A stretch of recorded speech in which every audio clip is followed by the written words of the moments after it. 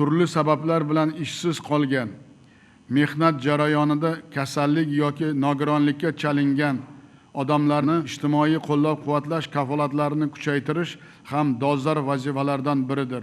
Shu bois to'g'ridan to'g'ri amal qiluvchi davlat ijtimoiy sug'urta to'g'risidagi qonun qabul qilinishini tezlashtirib, unda ijtimoiy sug'urta jamg'armasini shakllantirishda ish beruvchi va xodimlar ishtirokini aniq belgilab bersak, o'ylaymanki, adolatdan bo'ladi.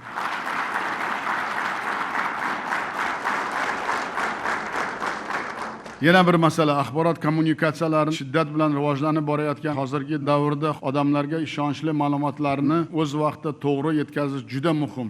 Kasaba uyushmalarida buning uchun imkoniyat ham, sharoit ham, salohiyat ham yetarli.